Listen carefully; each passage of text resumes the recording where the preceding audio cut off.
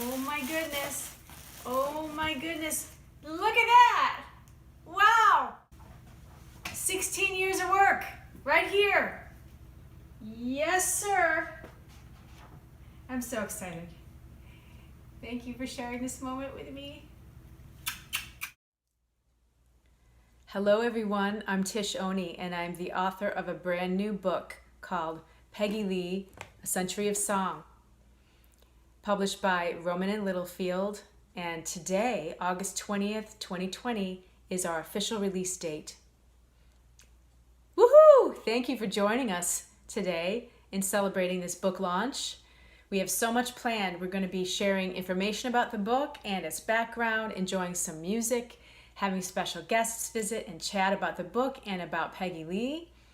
We'll have prize giveaways, including an autographed copy of the book and a copy of my 2019 album that I recorded with John Chiodini and Chuck Berghofer and Ray Brinker. And the album is called The Best Part, and it features 3 never-before-heard songs written by Peggy Lee and John Chiodini. So you don't want to miss this. I'll also be giving an announcement about a concert series that I'll be starting, so thank you so much for tuning in. This book has really been a labor of love for me. I first met Peggy Lee's daughter, Nikki Lee Foster, in 2004. And that led to my writing about Lee's original music for my dissertation project, which led to a lecture recital that sold out 3 nights in a row at the Pasadena Jazz Institute. And we took that wonderful music of Peggy Lee all over the country for several years, and we still are offering that as a touring show. So if you would like to book us for a Peggy Lee tribute to celebrate the centennial, please get in touch with me through my website, tishoney.com. The name of our new touring show is Peggy Lee, A Century of Song, same title as the book. So it's been really thrilling for me that all of that work, all of that writing, that study, that research, and the touring culminated in a book honoring Peggy Lee's 100 years. And just as exciting for me is the fact that John Chiodini wrote the foreword to this book. So it's our most recent collaboration. It's very meaningful to me, and I hope you'll really enjoy reading it. Thanks so much for sharing this milestone with me. And so then we move on to Katie Kamper. Katie Kamper, welcome. Who's Katie Kamper? Katie Kamper is this beautiful lady that I just met a few months ago who my alma mater, Ithaca College, got me in touch with. They were inviting alumni who had businesses of their own, like I have, to offer internships for students. And I thought, you know, this is a great idea. I like this. I like the idea of supporting my alma mater and a young grad in this economy that we find ourselves in this situation. And so Katie applied for my internship and did a beautiful job all summer as my intern, and now she's my publicist. So there you have it. Isn't that a wonderful story? I think that's a great story. I love that we got to meet through Ithaca College, and I'm going to let Katie tell you a little bit about her process this summer. Welcome, Hi. Katie. Thank you so much for welcoming me.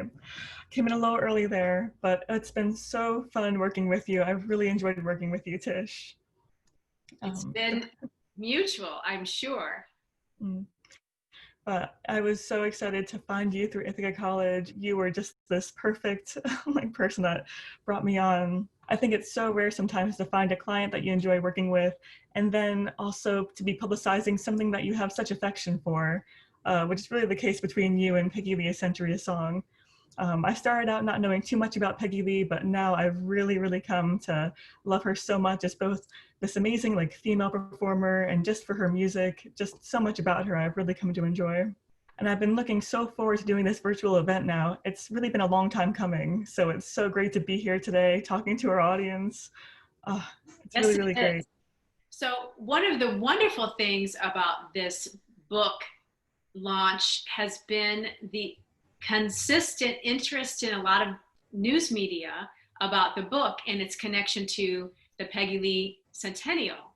So I've had the great fortune of talking with the CBC and being a guest on Q with Tom Power in Canada, broadcast all over Canada and into Europe.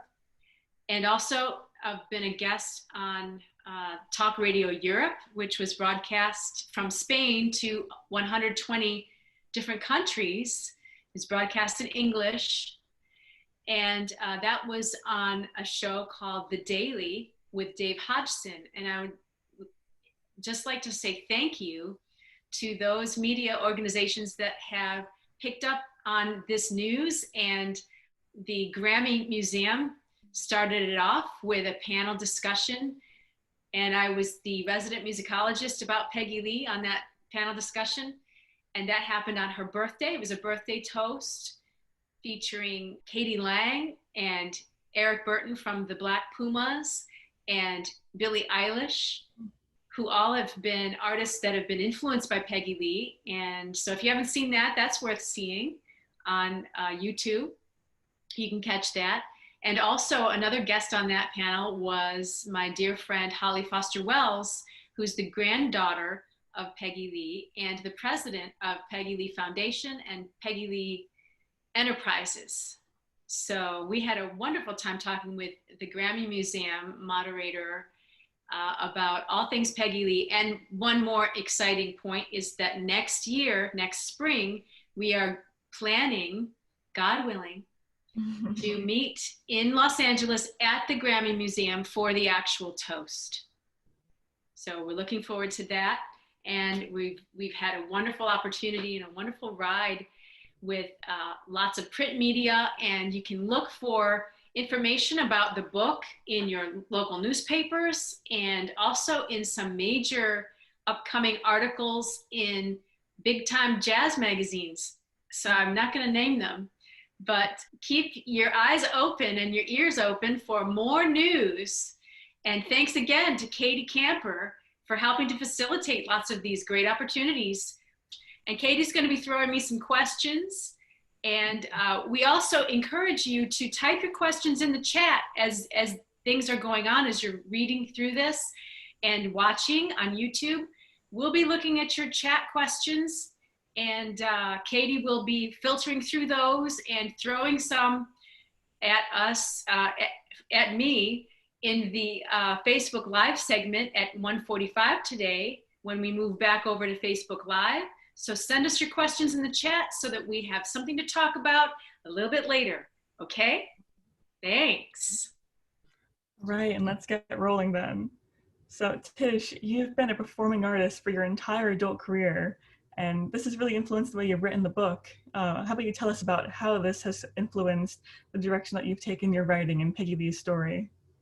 I think the answer really surrounds the idea of empathy. As a performing artist myself, I faced a lot of difficulty with different things, but I was really interested in clearing out the clutter of the celebrity and asking what was it she was really doing musically and why is this important? And I found when I was focusing on those things that there was a progression, a natural progression of her development as an artist and her development as a singer. And I felt that those things were important to point out and bring to light. And when I took it song by song, album by album, film by film, radio show by radio show, experience by experience, there was a natural growth that happened for this artist that I think was really important to point out in a lot of ways. So I think my being a performer really informed the way I wrote about Peggy Lee. Mm-hmm. So I think readers would love to know about the influence that Peggy Lee has had on you personally, on both your personal life and also your careers as your own musician, your own music career. Well, I saw her for the first time when I was very young. I was about 12 years old, And my mother called me into the room and said, Tish, I want you to watch this program on my favorite singer. This is my favorite singer, and she's singing. So she was doing a show in Atlantic City, and it was publicized on PBS. And it became the DVD we now have known as the quintessential Peggy Lee. That is a live performance, and it's her Atlantic City performance. And actually, John Chiodini happens to be playing guitar on that performance as well. And so he had some insights about that show and has graciously shared some of that with me. But I think beyond that, she showed me that a woman can be in charge of a band and that she can be in charge of her own musical career. And I saw someone being very true to herself when I saw Peggy Lee. And I aimed to be true to myself and to do musically and artistically what was important to me. And I think that she held up a very high standard of excellence for everything that she did. She has really helped me to understand the art of understatement and phrasing, and imbuing songs with a lot of emotion and being very, very intentional about expressing the lyrics of the songs, and understanding how the lyrics and the music work together perfectly. And I actually explore this in my All About Jazz column called Anatomy of a Standard. And if anybody interested in reading that, you can find that easily at allaboutjazz.com. And that's a quarterly column that I write. But Peggy Lee really helped me to understand the importance of writing my own material and bringing my very, very best to every performance that I have. Well, that being said, then, what can an artist, musical or otherwise, learn from your biography for their own craft? I think they can learn that it's necessary to do more than one thing well to be successful. And Peggy Lee was a great example of this. She did voiceover work. She won an Academy Award nomination for Best Supporting Actress in her role in the film Pete Kelly's Blues. She was a great performer live. She was a great performer in the studio. She recorded over 1,100 masters, meaning 1,100 songs, and over 50 albums. She also recorded one of the top 10 vocal jazz albums of all time in Black Coffee in her years at Decca Records.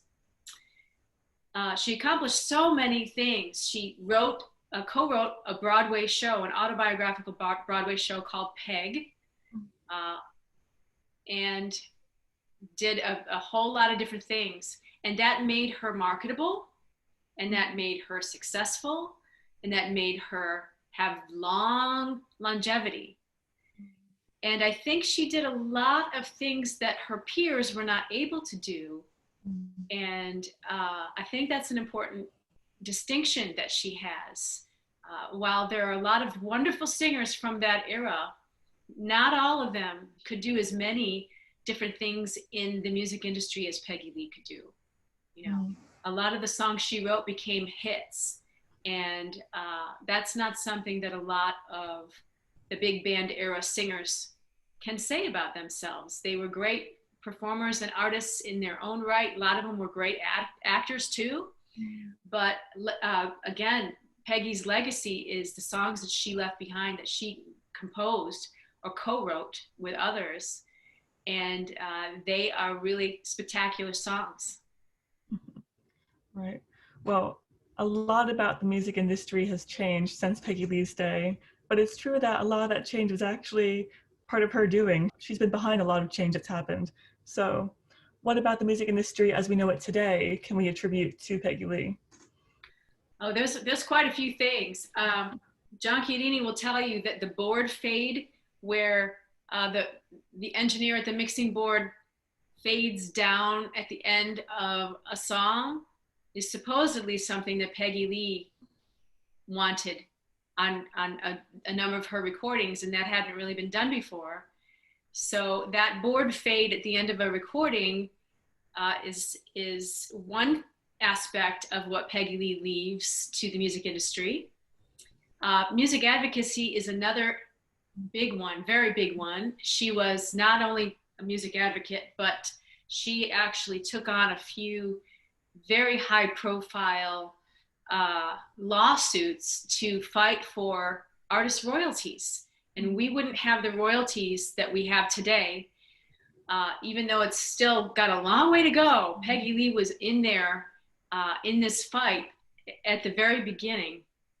She took on Disney and won for film composers' rights to songs that were written for home movies. So Lady and the Tramp, of course, in the 1980s, when VHS technology came out, was available to purchase and take home and view from home any number of times. Up to that point, film composers had no royalties, zero, from films that were reproduced on a mass level, and the production companies kept all of that profit. So Peggy Lee fought for the rights and won for film composers to get royalties from all that. Thank you, Peggy. But beyond that, we also have what is known as the concept album now. And she had one of the very, very first concept albums ever created in black coffee. In 1953, she recorded an album that contained a thread connecting the meaning of all of the songs on the album to one central theme. That had never been done before. Before that, generally, when an album was released, it was a compilation by the record label of all the singles that the artist had released since the last album compilation. So they were just a collection of unrelated songs up to that point. And then Black Coffee came, and the album took on a whole new mood and light and theme. And it was a wonderful change. And we're all still really adhering to that now. When you put an album out, most of the time it centers around a theme. And that came from Peggy Lee. So where can you get the book? You're here. We are grateful that you're here. You can get it directly from me if you want to by leaving me a tip of $36 or more, which covers the cost of the book plus shipping and handling. And that's actually a really good deal on shipping and handling. I'm eating a little bit of that cost for you, a little bit of the packaging I'm paying for myself, but that's my thank you to you for buying the book. And you can do that. There's you'll see the link on the screen for paypal.me/Tish Oney, where you can order the book. You'll see my company name, which is called Sweet Youth Productions, LC, and also my photograph, so you'll know it's me. And so you can go there for the book, or if you'd like, if you don't need an autographed book, you can go directly to the publisher's website at roman.com, and you see that on your screen. And they'll be glad to sell you the book. Another option is that today I have these lovely official Peggy Lee 100 book plates. If you can see that logo, it might be a little tricky to see. There it is, Peggy Lee 100. That is the official Peggy Lee 100 logo, which we got permission to use for this. And I will sign my signature on the bottom and send you a sticker book plate that you can stick inside the book wherever you like. And you can get your book autographed that way. So these are available to you free if you just send me a self-addressed stamped envelope. What is that anyway? If you're under, I'm not going to say the age, but if you were born in the or you brought up in the 1970s and 80s, we use these all the time. You just put my address on an envelope. What is my address? P.O. Box 604, Simpsonville, South Carolina 29681. Stamp it, and put another envelope in that envelope with your own name and address on it, stamp it, then you've paid for the shipping and I've paid for the label production, and we're splitting it again as my gift to you. So you can take a souvenir away from this book launch and celebrate the Peggy Lee 100 Centennial campaign with us in this official Peggy Lee Centennial event that we're all taking part in today. Thank you for being here. So we have to talk about where this all started. This really started with your dissertation on Peggy Lee back when you were at the University of Southern California Thornton School of Music. Yes. So I had chosen the topic of the original music of Peggy Lee for my doctoral dissertation, which was called The Lyrical Genius of Peggy Lee. And that also became the title of my lecture recital, which was also a requirement, a degree requirement, that the dissertation led to a performance because I was a jazz voice performance major. So John Chiodini had provided me with a number of interviews, and in doing so, we decided to play some music together and see how it went. And he decided that he wanted to be part of this lecture recital performance. And I had the good fortune of booking this recital for 3 nights in a row at the Pasadena Jazz Institute because the proprietor thought we could sell the show as a ticketed event. So even though it was a degree requirement, I could invite my professors and they got in free, but everybody else had to pay. So that was actually my jazz voice teacher, Tierney Sutton's suggestion. Thank you for that, Tierney. And we did that. We had a really wonderful time. Peggy Lee's daughter and granddaughter attended that show, and we really began to partner even more because we were so excited about the response that the audience gave, that this could go on tour. And so it did go on tour. And John Chiodini and Kendall Kay and Joel Hamilton and I put this quartet on the road, and we created this touring Peggy Lee tribute concert. And it's been going ever since. And so it started out as a concert, and it's still going. And now we call it the same title as the book, Peggy Lee, A Century of Song. So if you're interested in our touring show, if you have a performing arts center or a jazz festival or a university concert series or anything like that you would like to have us perform in, we're still available as soon as the venue's open and as soon as it's safe again. Please consider us. We'd love to do a Peggy Lee show at your venue. And so you're about to hear the opening song from that show.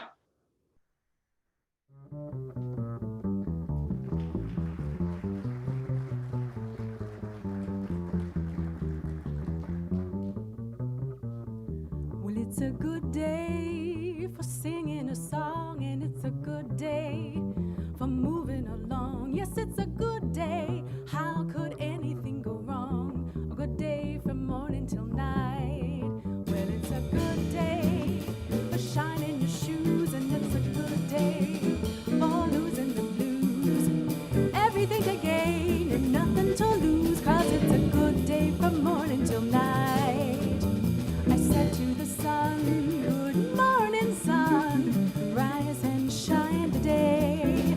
You know you gotta get going if you're gonna make a showing, and you know you've got the right away, 'cause it's a good day for paying your bills, and it's a good day for curing your ills. So take a deep breath and throw away the pills, 'cause it's a good day from morning till night. And I would like to share an excerpt from the book. I thought I would read from chapter 5. And chapter 5 is called A Flair for Film. This might be an area that people don't know as much about regarding Peggy Lee's history So I thought I'd share something that maybe you don't know.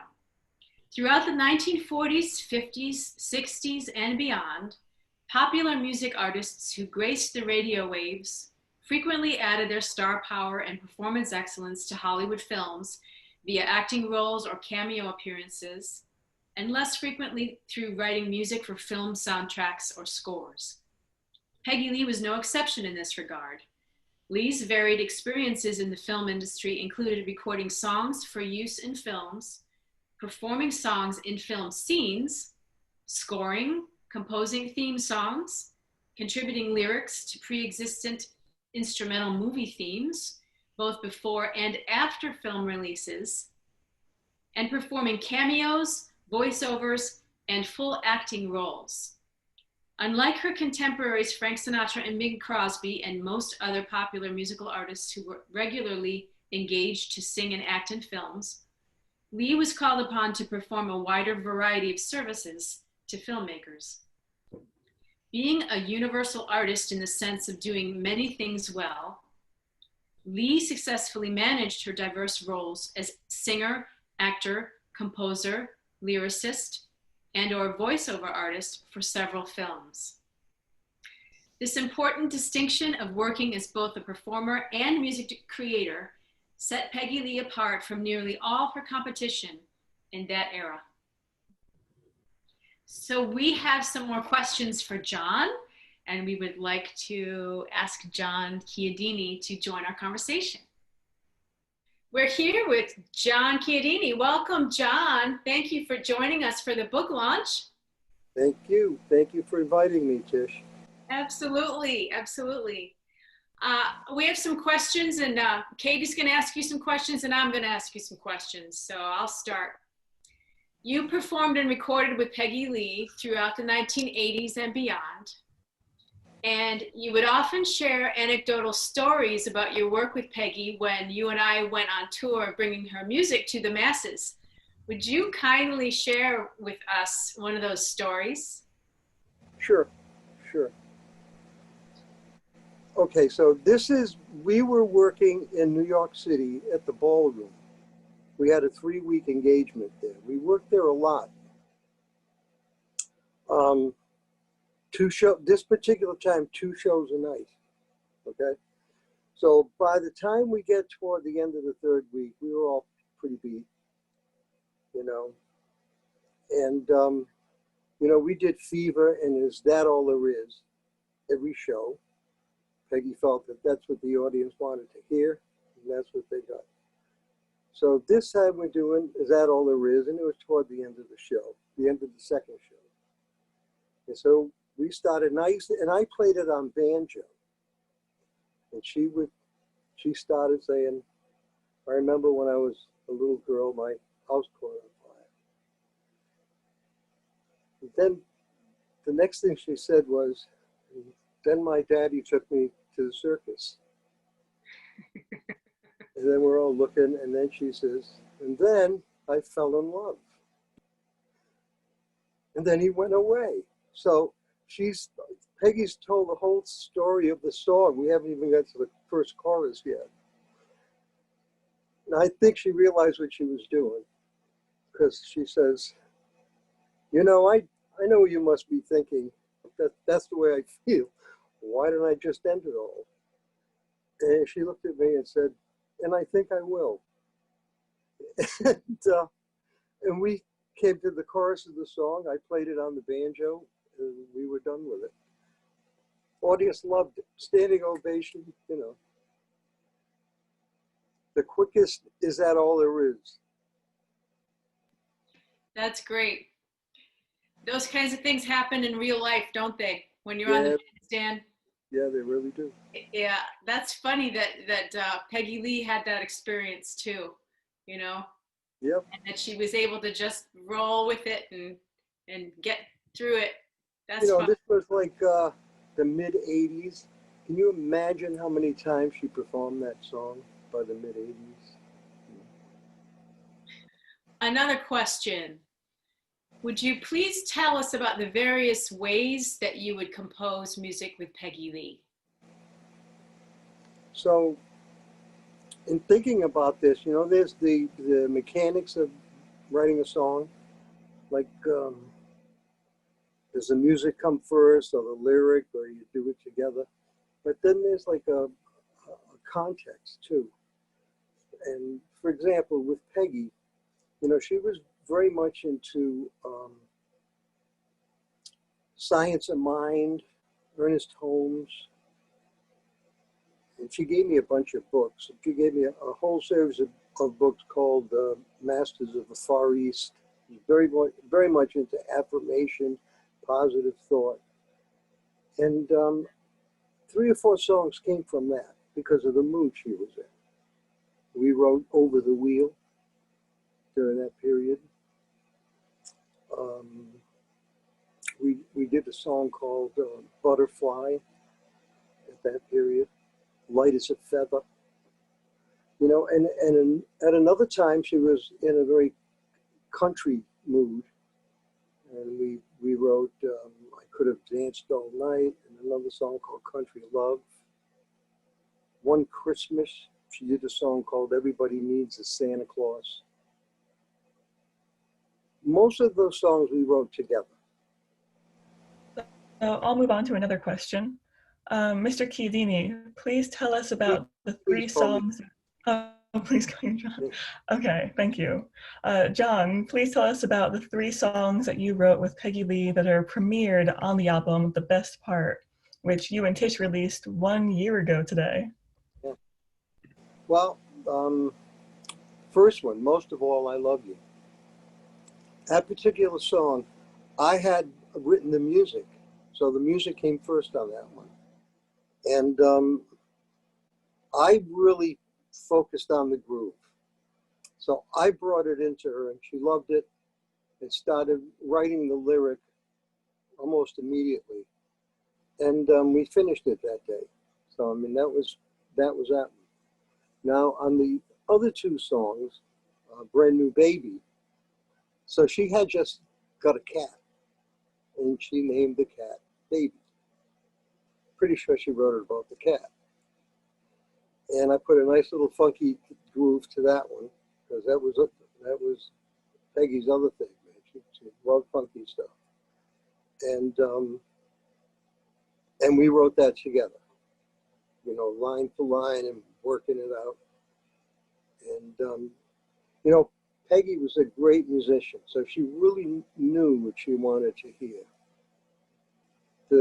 The other song was I've Been Too Lonely for Too Long. When I went there, she had that concept and that title, and she knew she wanted it like a country gospel tune. So we got into writing that. So although that she really had a good idea of how the melody went on that, not so much the melody, but the concept of what the song was, it still came together. We wrote that together. And those songs we recorded for our 2019 album, The Best Part, which celebrates contemporary songwriters. There's a number of other songwriters involved in this project, but the 3 songs by John and Peggy were on here in the beginning, the first track, and one in the middle, and then one at the end. And I want to let people know too that the songs on this album were considered for Grammy Awards this year. Most of All, I Love You was considered by the Recording Academy for Song of the Year, and Best Arrangement, Instruments and Vocals, and Best Improvised Jazz Solo, which John performed. And then the last track, I've Been Too Lonely for Too Long, was considered for Best American Roots Song.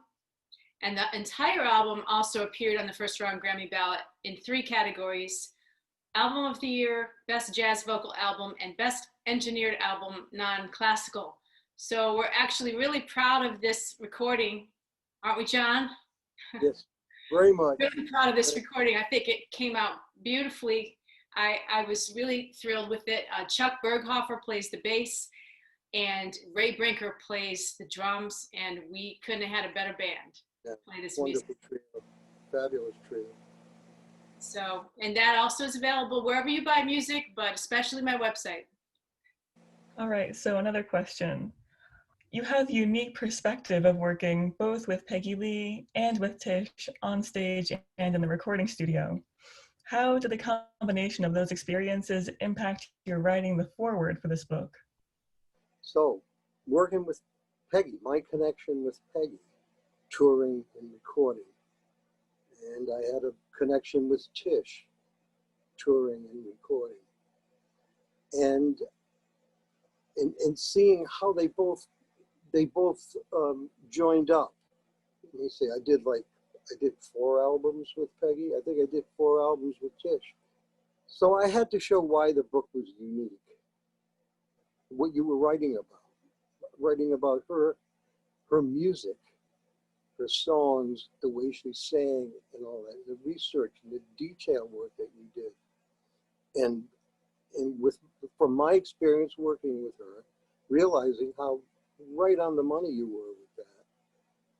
And so that I could then say, hey, this is really what's happening. Tish nailed it. So. Thank you, John. And you nailed the foreword. It's beautiful. The head editor at Rowman and Littlefield says it's one of the best forewords he's ever seen. So if that alone doesn't make you want to buy the book, folks, I don't know what will. John's input alone is worth the $32 to buy the book for sure. All right, and then finally, what about this book do you feel is important for readers to take away regarding Peggy Lee? Reading the book, and you learn about Peggy Lee's greatness as a vocalist, as a musician. The way she sang and her phrasing and her vocal interpretation. So you take away how great she was. Another person had said about her musical footprint and her legacy, and you realize how really important she was to the American music scene. And also, as an advocate for allowing film composers and songwriters and musical performers to collect royalties on their work. I make a couple of cents off of that. So, a lot of people don't realize how important she was in that. So if you could come away with those things, I think it's really great, because that's really her legacy. I'm proud of the book.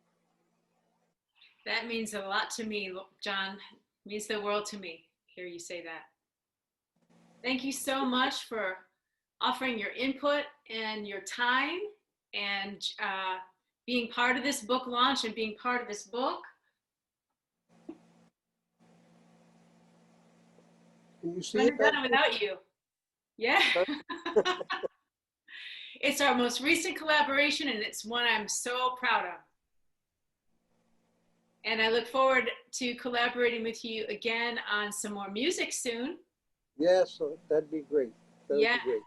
Yeah, now that we can figure out how to do it from a long distance, I think we got to do it. There's something more coming, so I'm looking forward. Yep. Thank you, Tish. It was fun. Thank you, John. Nice meeting you, Catherine. Oh, it was great meeting you too. Thank you. God bless you. Thank you. We'll talk soon. Yep. Bye-bye. Okay, bye. Bye. So this is the year of Peggy Lee. It's the Peggy Lee centennial year. She was born in 1920, so we've been looking forward to this year for a number of years, knowing that there was going to be a long string of events that the Peggy Lee 100 campaign was going to put forth for the world, including things like Carnegie Hall concerts honoring Peggy Lee, starring a number of different singers and performers, and a Hollywood Bowl concert, and concerts in London, and book signings in North Dakota, where Peggy Lee is from, and lots of North Dakota events. And so we're really excited that this book is part of the Peggy Lee Centennial celebration. And I'm so honored that those heading up the Centennial campaign really wrap themselves around the book and have fully embraced it. You can see information about the book on peggylee.com, which is the official Peggy Lee website that exists in the world. And all the events leading up to and through this book launch related to Peggy Lee's 100th centennial celebration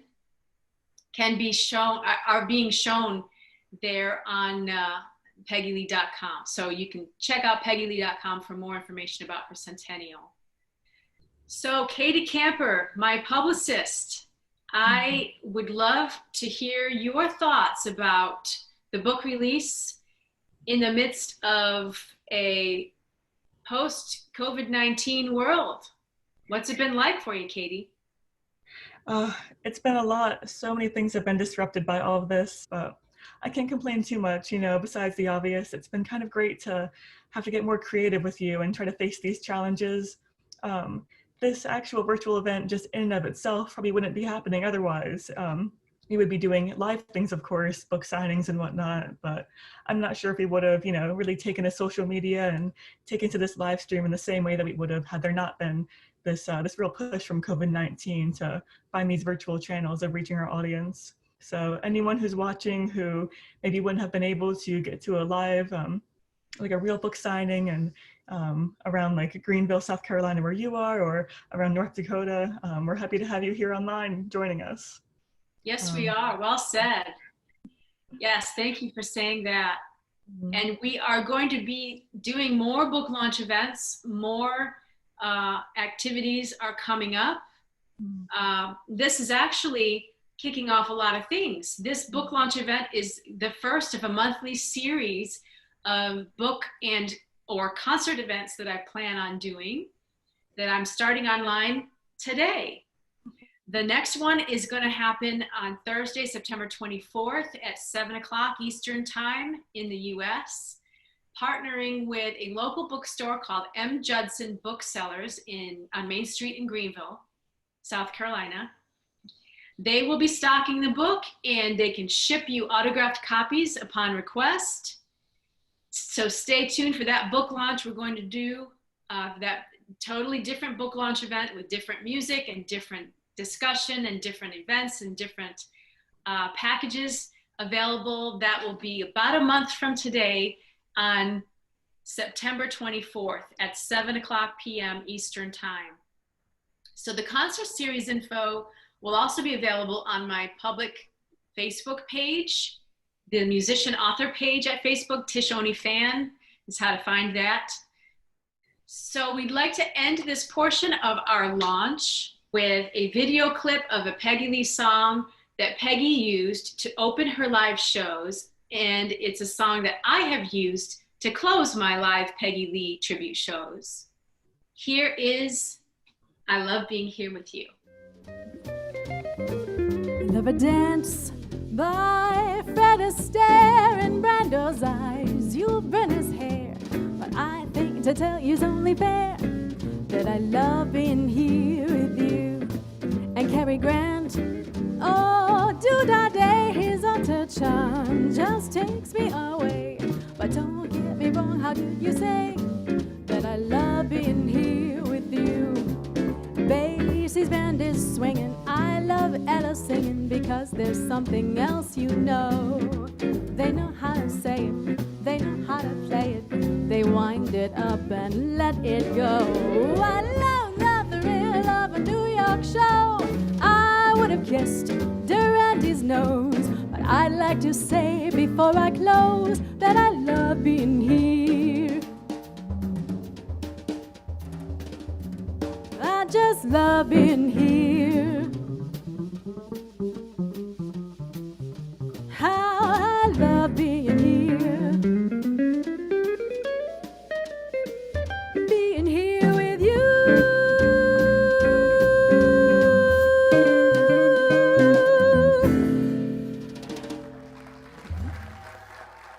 So let's all get ready to go over to the author Q&A.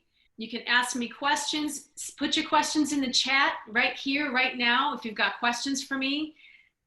Katie will be going through them and shooting me questions live from the chat, directly from the chat.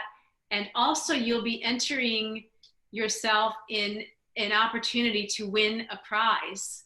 We've got a copy of my latest album with John Chiodini and his phenomenal trio. It's a really wonderful sounding album, if I do say so myself. One of you fortunate folks is gonna win a copy of that album. So put in your questions and enter yourself for that drawing that we'll have on Facebook Live coming up right now. And so you want to hop over to my Facebook musician artist page, and the address for that is facebook.com/Tish Oney fan, and we'll be there live with your questions. Thanks so much for joining us. God bless you all. Thank you for attending, and thank you for your interest in Peggy Lee and A Century of Song. Thanks, folks. See you in a little bit.